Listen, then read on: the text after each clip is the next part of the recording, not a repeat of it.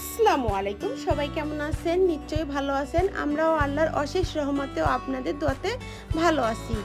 নতুন আরও একটা ভিডিওতে আপনাদের সবাইকে স্বাগতম। আজকে আমি বাচ্চাদের আবদারে চকলেট কেক বানাতে বসে পড়েছি। তাই এখানে আমি প্রথমে একটা বাটিতে একটি ডিম দিয়ে ভালো করে ফেটিয়ে নিচ্ছি। তো ডিমটাকে প্রথমে আমি একটু সময় নিয়ে ফেটিয়ে নিচ্ছি। এখন এর ভিতরে আমি বাটারটা দিয়ে দিব। বাটারটা কিন্তু ফ্রিজ থেকে আগে থেকেই বের করে রাখতে হবে, কিন্তু আমি ভুলে গিয়েছিলাম, তার জন্য এখনই ফ্রিজ থেকে বের করেছি। এই জন্য বাটারটা একটু শক্ত আছে। তো একটু সময় নিয়ে এটাকে ভালো করে ডিমের সঙ্গে মিক্সড করে নিতে হবে।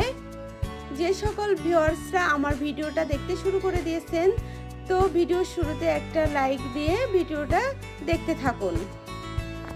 আর যারা আজকে প্রথম আমার এই চ্যানেলটি দেখছেন, তো প্লিজ আমার চ্যানেলটিকে সাবস্ক্রাইব করে দিবেন। তো এখন আমি এর ভিতরে আমার প্রয়োজন মতো চিনি সেটা দিয়ে দিব। তো আমি চিনিটা দিয়ে দিয়েছি। এখন আবারও একটু মিক্সড করে নিব ব্যাটারটাকে। দেখুন আমার বাটারটা কিন্তু এখনো গলে যায়নি, তো একটু সময় নিয়ে করতে হবে।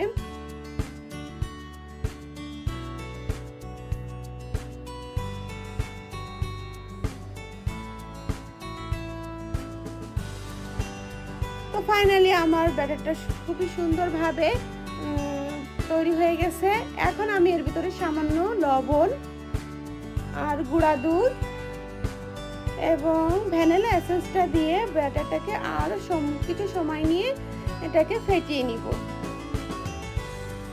যেহেতু আমি এই কাজটি হ্যান্ড উইচ দ্বারা করছি, এই জন্য একটু সময়ের প্রয়োজন হচ্ছে। তো একটু সময় নিয়েই কিন্তু এই কাজটি করতে হবে। ব্যাটার সুন্দর হলে কেকটাও সফট হবে এবং খেতেও ইয়ামি হবে। তো আমার ব্যাটারটা গলানো হয়ে গেছে। এখন আমি এর ভিতরে ময়দা, কর্নফ্লাওয়ার, এখানে 3 চামচের মতো কর্নফ্লাওয়ার আছে, আর 1 চামচ বেকিং পাউডার আর কিছুটা পরিমাণ কোকো পাউডার, এই সমস্ত শুকনো উপকরণগুলো আমি চেলে এর ভিতর দিয়ে দিব। তো এখন আমি এই ব্যাটারটাকে একটু নরম করার জন্য, পাতলা করার জন্য আমি একটু পানি মিক্সড করে দিয়ে এই ব্যাটারটাকে হাত দিয়ে খুব ভালো করে একটা ব্যাটার বানিয়ে নিব। তো ফাইনালি আমার ব্যাটারটা কিন্তু তৈরি হয়ে গেছে। এখন আমি এখানে কেক বানানোর জন্য এই হার্ট শেপের এই কেকের মোল্ডটা নিয়ে নিয়েছি। এখন এর ভিতরে আমি ঘিটা দিয়ে খুব ভালোভাবে এর ভিতরে মেখে দিব। একটু বেশি করেই দিয়ে দিয়েছি, কারণ বেশি করে দিলে কি কেকটা খুবই ভালোভাবে উঠে আসবে, এর জন্য। এখানে আমি একটা পেপার কেটে নিয়ে নিয়েছি। পেপারটা আমি এর ভিতরে খুব সুন্দর করে বসিয়ে দিলাম। এখন আমি ব্যাটারটা এর ভিতরে দিয়ে দিব খুব ভালো করে। যে সকল ভিউয়ার্সরা আমাকে সাপোর্ট করতে শুরু করে দিয়েছেন, তাদের অনেক অনেক ধন্যবাদ। এভাবেই আমাকে সাপোর্ট দিয়ে আমার পাশে থেকে যেতে পারেন।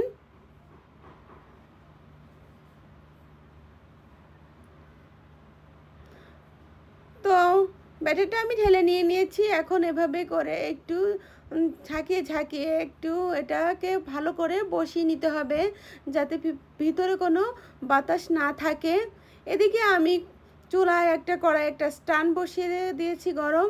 আর আমি কিন্তু ব্যাটারটাকে একটু একটা কাঠি দিয়ে ভালো করে একটু নেড়ে চেড়ে দিয়েছি, যাতে খুব ভালোভাবে কেকটা কোনো ফাঁপা না থাকে, এর জন্য। তো আমি প্রায় 1 ঘন্টার মতো সময় নিয়ে খুবই আস্তে আস্তে করে কেকটাকে বানিয়ে নিয়েছি। তো কেকটা আলমন্ডও করে নিয়েছি। দেখুন কেকটা কিন্তু ভীষণ সুন্দর হয়েছে। এটা কিন্তু খেতে অসাধারণ হয়েছিল। বাচ্চারা খুব মজা করে খেয়েছে। তো কেকটা কিন্তু ভালো হয়েছে। এভাবে করে কেক বানিয়ে নিয়ে কিন্তু বাচ্চাদের দিলে তারা খুব মজা করে খেয়ে নিবে। তো এটা যদি আপনাদের কাছে ভালো লেগে থাকে, আমার এই রেসিপিটা ফলো করে কিন্তু আপনারা আপনাদের বা পরিবারের সবাইকে এই রকমভাবে কেক বানিয়ে দিতে পারেন। তো এখন আমি সন্ধ্যায় চলে আসছি। আমাদের আজকে সন্ধ্যার নাস্তার জন্য কিছু বানানোর জন্য। তো আজকে সন্ধ্যার নাস্তার জন্য কিন্তু আমি আলুর চপটা বানিয়ে নেব। আলুর চপ আর মুড়ি এই দুটো দিয়ে আমাদের সন্ধ্যার নাস্তাটা হয়ে যাবে। তাই এখানে আমি নিয়ে নিয়েছি হচ্ছে বেসন, সঙ্গে কিছু চালের গুঁড়া নিয়েছি আমি, যাতে আলু চপটা একটু ক্রিস্পি টাইপের হয়। আর নিয়েছি লবণ, মরিচের গুঁড়া, এখানে ধনিয়া জিরার গুঁড়া নিয়েছি অল্প পরিমাণ, আর বেকিং পাউডারটা নিয়েছি। এখানে আমি নিয়ে নিচ্ছি 1 চামচের একটু কম কালো জিরা।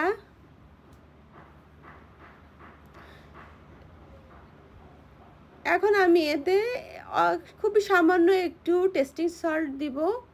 আপনাদের দিতে অনেকেই টেস্টিং সল্টটা পছন্দ করেন না, তাহলে আপনারা এটা বাদ দিয়ে দিতে পারেন। আমি এখানে অল্প পরিমাণ আদা রসুন বাটাটাও দিয়ে দিয়েছি। এখন আমি এতে অল্প অল্প করে পানি দিয়ে একটা স্মুথলি ব্যাটার তৈরি করে নিব। তো দেখুন আমার ব্যাটারটা কিন্তু তৈরি হয়েছে। এখন আমি এইভাবেই এই ব্যাটারটিকে 5 মিনিটের জন্য রেখে দেব। দেখুন ব্যাটারটা কিন্তু খুবই ভালো হয়েছে। ঠিক এভাবেই রাখলে ব্যাটারটা খুব ভালো হবে। এভাবেই বানাতে হবে ব্যাটারটা। তো 5 মিনিট পর আমি ফিরে আসছি।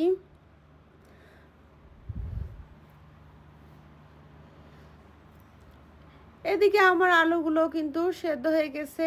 আমি এখন আলুটাকে ভালো করে মেখে নিব। এর জন্য আমি এখানে শুকনো মরিচটা টেলে নিয়েছি, আর মরিচের ভিতরে দিয়ে দিয়েছি লবণ। এবং এখন আমি মরিচটাকে খুব ভালো করে ঘষে ঘষে এটাকে লবণের সাথে মিলিয়ে নিব। এতে একটু সরিষার তেল দেবো, বেশি একটা দিব না, অল্প একটু দিয়ে এটাকে আরও একটু সময় নিয়ে ভালো করে মেখে নিব। এখন এর ভিতরে কাঁচা পেঁয়াজটাও দিয়ে দিব। এটা দিয়ে আমি আলুটাকে খুব ভালো করে মেখে নিব। এই আলুর চপের রেসিপিটা কিন্তু আমার পরিবার বা আমার আত্মীয়স্বজনরা খুবই পছন্দ করে। আমি যেভাবেই এই আলু চপটা বানাই খেতে কিন্তু খুবই মজা হয়। তো আপনারা অবশ্যই একবার হলেও আমার এই রেসিপিটা ফলো করে আপনারা এই আলুর চপটি তৈরি করবেন। দেখবেন খেয়ে ভীষণ মজা হয়। এবং ঝটপট কোনো আত্মীয়স্বজন আসলেও এই রেসিপিটা দিয়ে আপনি আপনার নাস্তার কাজটাও চালিয়ে যেতে পারেন। তো দেখুন আমি আলুটাকে কিন্তু মেখে নিয়েছি। এখন এ দিয়ে আমি ছোট ছোট করে আলুর চপটা বানিয়ে নিব।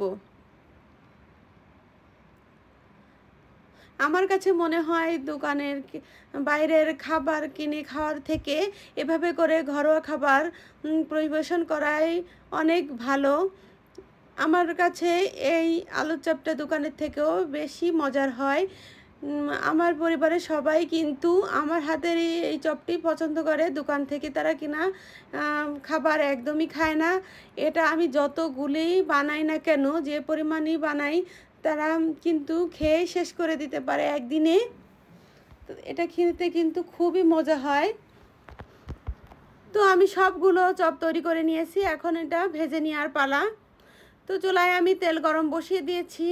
এখন আমি এটা দেখে নেব তেলটা গরম হয়েছে কি না। এর জন্য আমি 1 ফোঁটা ব্যাটার এর ভিতর ছেড়ে দিয়ে দেখব এটা গরম হয়েছে কি না।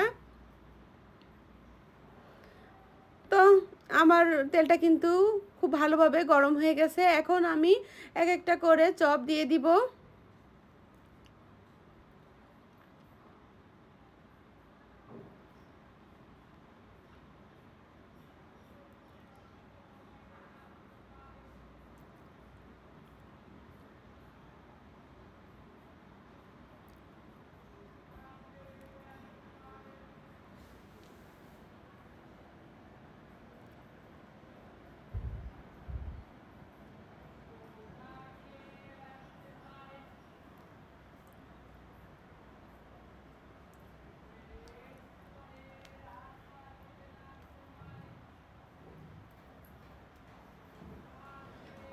তো আমার চপগুলো কিন্তু কালার এসে গেছে।